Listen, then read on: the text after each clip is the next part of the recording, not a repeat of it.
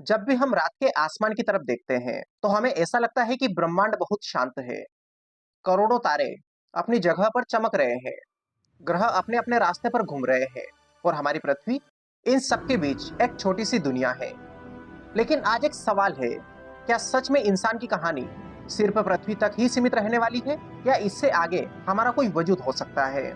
कल्पना करो कि अगर आज से 500 साल बाद कोई बच्चा मंगल ग्रह पर जन्म ले और उसने अपनी पूरी जिंदगी पृथ्वी को सिर्फ एक आसमान में चमकते हुए एक नीले तारे की तरह देखा हो, तो वो खुद को क्या कहेगा?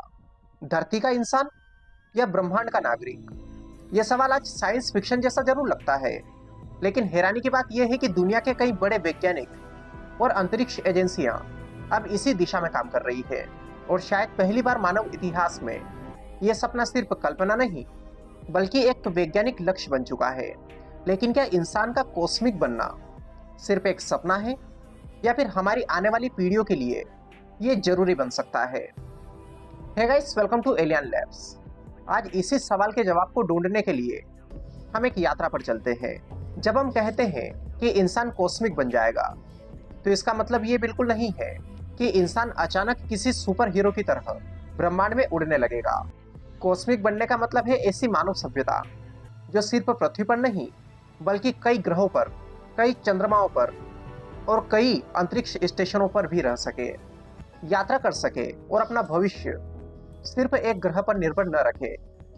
आज हमारी पूरी सभ्यता केवल एक ग्रह पर टिकी हुई है।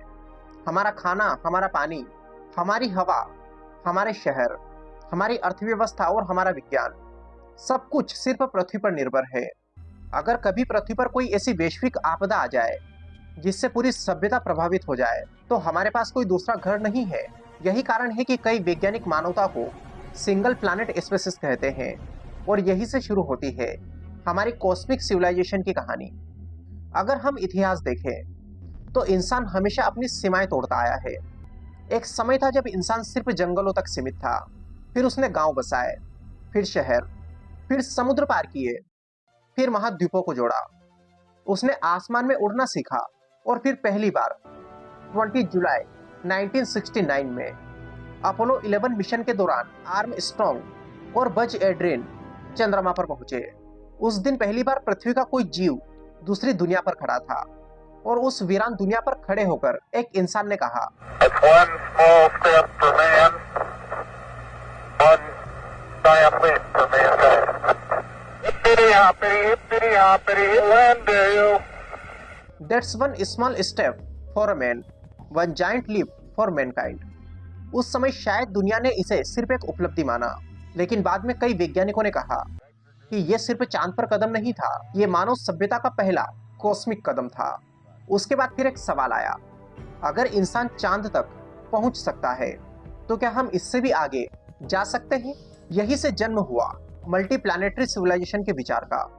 आज नासा, ईसा, इसरो, जाक्सा और CNSA और इसके अलावा दुनिया की कई निजी स्पेस एजेंसियां लाइक स्पेस एक्स, सभी किसी न किसी रूप से यही कोशिश कर रहे हैं कि इंसान भविष्य में दूसरे ग्रहों पर भी रह सके।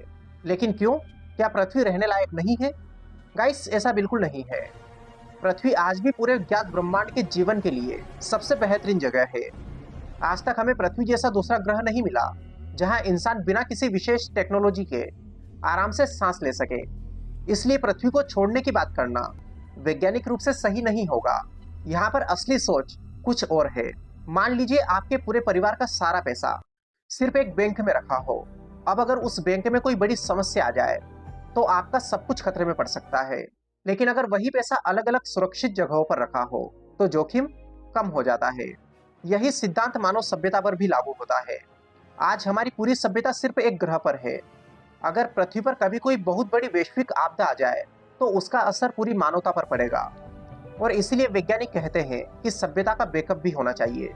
हम अक्सर सोचते हैं कि वैज्ञानिक सिर्फ एस्टेरॉइड से डरते हैं, लेकिन वास्तविकता इससे कहीं बड़ी है। इतिहास गवाह है कि पृथ्वी हमेशा सुरक्षित नहीं रही।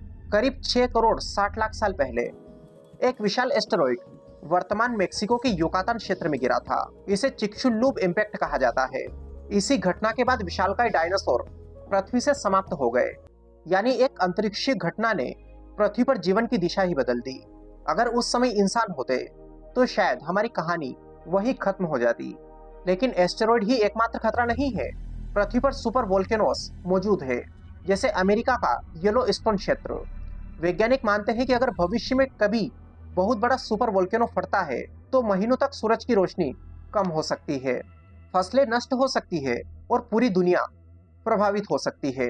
हालांकि ऐसी घटनाएं दुर्लभ है, लेकिन असंभव भी नहीं। इसके अलावा जलवायु परिवर्तन, महामारियां, वैश्विक युद्ध, आर्टिफिशियल इंटेलिजेंस का गलत उपयोग और कई ऐसे खतरे जो इंसानों के द्वारा भी पैदा हो सकते हैं। हालांकि इसका मतलब ये नहीं है कि मानवता निश्चित रूप से समाप्त होने वाली है, लेकिन एक समझदार सभ्यता हमेशा भविष्य के जोखिमों की तैयारी करती है। इसी सोच से कॉस्मिक सिविलाइजेशन का विचार मजबूत होता है। लेकिन अगर मान लो इंसान दूसरे ग्रह पर चला भी गया, तो क्या वहां जीवन आसान होगा? बिल्कुल नहीं। असल चुनौती तो वहीं से शुरू होगी। मान लीजिए आज आपको मंगल ग्रह पर भेज दिया जाए, तो कुछ ही सेकंड में आपकी जान जा सकती है, क्योंकि वहां सांस लेने लायक हवा नहीं है। वहां का वायुमंडल लगभग पूरा कार्बन डाइऑक्साइड से बना है। वहां का तापमान अक्सर शून्य से बहुत नीचे चला जाता है। रेडिएशन पृथ्वी से कई गुना अधिक है और लिक्विड वाटर भी सतह पर लंबे समय तक स्थिर नहीं रह सकता। यानी कि आज मंगल पर रहना रेगिस्तान में घर बनाने से भी कठिन काम है। तो फिर वैज्ञानिक मंगल पर जाना क्यों चाहते हैं? और वजह यह है कि मंगल सौरमंडल का सबसे उपयुक्त उम्मीदवार माना जाता है। उसका दिन लगभग पृथ्वी जितना लंबा है। वहां मौसम बदलते हैं, ध्रुवों पर बर्फ मौजूद है, वहां की मिट्टी में पानी के संकेत मिले हैं और सबसे महत्वपूर्ण बात, वहां ठोस सतह है जहां भविष्य में इंसानी कॉलोनी बनाई जा सकती है। लेकिन वहां एक कॉलोनी बनाना सिर्फ घर बना देने जैसा नहीं होगा। वहां हर सांस, हर बूंद पानी, हर दाना भोजन तकनीक से बनाना होगा। सोचिए अगर एक मशीन ऑक्सीजन बनाना बंद कर दे तो पूरी कॉलोनी खतरे में आ सकती है। इसलिए भविष्य की स्पेस कॉलोनी में सबसे महत्वपूर्ण चीज होगी सेल्फ सस्टेनिंग सिस्टम, यानी ऐसी व्यवस्था जो अपना खाना खुद उगाए, पानी को बार बार शुद्ध करे, हवा को लगातार रिसाइकल करे और ऊर्जा खुद पैदा करे। दिलचस्प बात यह है कि ऐसी तकनीकों पर आज से ही काम शुरू हो चुका है। इंटरनेशनल स्पेस स्टेशन यानी कि ISS पिछले 2 दशकों से वैज्ञानिकों के लिए एक प्रयोगशाला की तरह काम कर रहा है। वहां वैज्ञानिक सीख रहे हैं कि लंबे समय तक अंतरिक्ष में इंसान कैसे रह सकता है। ISS पर वैज्ञानिक लगातार एक्सपेरिमेंट कर रहे हैं। वे सीख रहे हैं कि पानी को बार बार कैसे उपयोग किया जा सकता है और सीमित संसाधनों में जीवन कैसे चलाया जा सकता है। ISS सिर्फ एक स्पेस स्टेशन नहीं है, बल्कि भविष्य की कॉस्मिक सिविलाइजेशन का अभ्यास स्थल भी है। लेकिन क्या दूसरे ग्रहों पर रहने के लिए सिर्फ तकनीक ही काफी होगी या इंसानों को भी बदलना होगा? क्या अगर कोई बच्चा भविष्य में मंगल पर जन्म ले तो उसका शरीर पृथ्वी पर जन्मे इंसानों जैसा होगा या अलग? यही सवाल आज वैज्ञानिकों को सोचने पर मजबूर करता है। वहां कम ग्रेविटी है, वातावरण अलग है, और क्या ये सब मिलकर आने वाली पीढ़ियों को धीरे धीरे बदल देंगे? इसका जवाब आज किसी के पास पूरी तरीके से नहीं है, लेकिन इतना तय है कि अगर इंसान हजारों साल तक अलग अलग दुनियाओं में रहेगा तो विकास की दिशा बदल सकती है। और शायद यहीं से शुरू होगी मानव विकास की अगली सबसे बड़ी कहानी। अगर भविष्य में इंसान सचमुच कहीं ग्रहों पर रहने लगे तो सबसे बड़ा बदलाव सिर्फ तकनीक में नहीं आएगा, बल्कि इंसान की सोच में आएगा। आज हम खुद को भारतीय, अमेरिकी, जापानी, अफ्रीकी या किसी दूसरे देश के नागरिक कहते हैं, लेकिन जिस दिन इंसानों की आबादी पृथ्वी के अलावा चंद्रमा, मंगल और अंतरिक्ष में बने विशाल स्टेशनों तक फैल जाएगी, उस दिन पहली बार मानवता को खुद को एक नए तरीके से देखना पड़ेगा। तब शायद सबसे महत्वपूर्ण पहचान ये नहीं होगी कि हम किस देश से हैं, बल्कि ये होगी कि हम एक ही प्रजाति है, मानव। यही कारण है कि कई वैज्ञानिक मानते हैं कि अंतरिक्ष की यात्रा सिर्फ विज्ञान का विषय नहीं है, बल्कि ये मानव सभ्यता के विकास का अगला अध्याय भी हो सकती है। अब आप एक बात और सोचिए, आज पृथ्वी पर सूरज उगता है, मौसम बदलते हैं, पेड़ पौधे ऑक्सीजन बनाते हैं, बारिश होती है, नदियां बहती है। हमने इन सबको इतना सामान्य मान लिया कि इनके महत्व का एहसास ही नहीं होता। लेकिन अंतरिक्ष में रहने वाला हर इंसान हर दिन समझेगा कि जीवन कितना कीमती है, क्योंकि वहां हवा प्राकृतिक नहीं होगी, पानी प्राकृतिक नहीं होगा, खाना प्राकृतिक नहीं होगा, हर चीज इंसानों द्वारा बनाई और संभाली जाएगी। शायद तभी पहली बार पूरी मानवता को पृथ्वी की असली कीमत समझ आएगी। अक्सर लोग सोचते हैं कि अगर इंसान दूसरे ग्रहों पर बस गए तो पृथ्वी की जरूरत खत्म हो जाएगी। लेकिन विज्ञान बिल्कुल उल्टा कहता है। पृथ्वी हमारी जन्मभूमि ही नहीं, बल्कि हमारी सबसे बड़ी प्रयोगशाला भी है। दूसरे ग्रहों पर रहने के लिए जो तकनीक बनेगी, उसका सबसे पहला फायदा पृथ्वी को मिलेगा। उदाहरण के लिए, अगर वैज्ञानिक ऐसा सिस्टम बना ले जो एक बूंद पानी को बार बार शुद्ध करके वर्षों तक उपयोग कर सके, तो ये तकनीक पृथ्वी के सूखे इलाकों में लाखों लोगों की मदद कर सकती है। अगर अंतरिक्ष के लिए बहुत कम ऊर्जा में भोजन उगाने की तकनीक विकसित हो जाती है, तो उसका उपयोग पृथ्वी पर भी किया जा सकता है। यानी स्पेस टेक्नोलॉजी का लक्ष्य सिर्फ अंतरिक्ष नहीं, बल्कि पृथ्वी का भविष्य भी है। जब इंसान बहुत दूर अंतरिक्ष में जाएगा, तो हर समस्या का समाधान पृथ्वी से पूछकर नहीं किया जा सकेगा। मंगल और पृथ्वी के बीच रेडियो सिग्नल आने जाने में लगभग 4 से 24 मिनट तक लग सकते हैं। यह समय दोनों ग्रहों की स्थिति पर निर्भर करता है। मतलब अगर मंगल पर कोई आपात स्थिति हो, तो तुरंत निर्देश मिलना संभव नहीं होगा। और फिर यहाँ पर काम आएगी आर्टिफिशियल इंटेलिजेंस। यही एआई की भूमिका बहुत महत्वपूर्ण हो जाती है। भविष्य में रोबोट, स्वचालित मशीनें और सुपर कंप्यूटर्स मानव टीम के सदस्य की तरह काम कर सकते हैं। ये मशीनों की मरम्मत करेंगे, खतरनाक जगहों की जांच करेंगे और इंसानों को जोखिम से बचाएंगे। लेकिन अंतिम निर्णय लेने की जिम्मेदारी फिर भी इंसानों की ही होगी।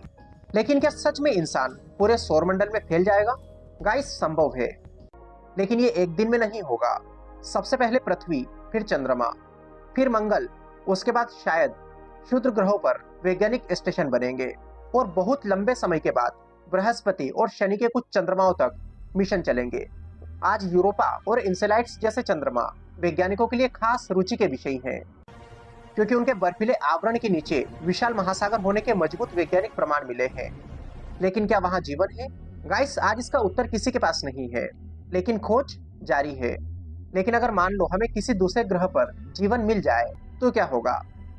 सबसे पहले तो हमें यह समझना होगा कि आज तक पृथ्वी के बाहर जीवन का कोई पुष्टि किया गया प्रमाण नहीं मिला है। हालांकि कई रोचक संकेत मिले हैं, लेकिन प्रमाण नहीं मिले। अगर भविष्य में सूक्ष्म जीव भी मिलते हैं, तो ये खोज मानव इतिहास की सबसे महत्वपूर्ण वैज्ञानिक खोजों में से एक होगी, क्योंकि तब पहली बार यह साबित होगा कि जीवन सिर्फ पृथ्वी तक सीमित नहीं है।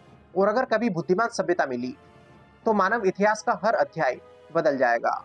लेकिन जब तक प्रमाण ना मिले, तब तक इसे संभावना ही माना जाएगा। कॉस्मिक सिविलाइजेशन का एक और महत्वपूर्ण पहलू है जिम्मेदारी। हम जहां भी जाए, वहां सिर्फ अपने झंडे नहीं ले जा सकते, हमें अपने मूल्य भी साथ ले जाने होंगे। इसीलिए अंतरिक्ष के लिए अंतर्राष्ट्रीय नियम बनाए गए हैं। 1967 की आउटर स्पेस ट्रीटी कहती है कि अंतरिक्ष किसी एक देश की निजी संपत्ति नहीं है और उसका उपयोग शांतिपूर्ण उद्देश्यों के लिए होना चाहिए। हालांकि भविष्य में जब कई देश और निजी कंपनियां अंतरिक्ष में सक्रिय होगी, तो नए नियमों की भी जरूरत पड़ सकती है। यानी कॉस्मिक बनने का मतलब सिर्फ नई दुनिया बसाना नहीं, बल्कि नई जिम्मेदारियां स्वीकार करना भी है। और कॉस्मिक सिविलाइजेशन बनने का मतलब ये भी नहीं है कि हम अमर हो जाएंगे। मौत जीवन का हिस्सा रहेगी, जोखिम भी रहेंगे, दुर्घटना भी होगी। लेकिन एक फर्क जरूर आएगा।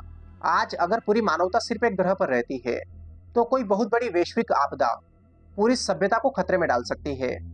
लेकिन अगर इंसान कई दुनियाओं में फैला होगा, तो पूरी सभ्यता के समाप्त होने की संभावना कम हो सकती है। यही विचार कई वैज्ञानिकों को मल्टी प्लैनेटरी सिविलाइजेशन की दिशा में काम करने के लिए प्रेरित करता है। चलिए, आज के वीडियो में इतना ही। वीडियो पसंद आए तो इसे लाइक करिए, चैनल पर नए हो चैनल को सब्सक्राइब कर लीजिए। Wish you all the very best. Thank you so much.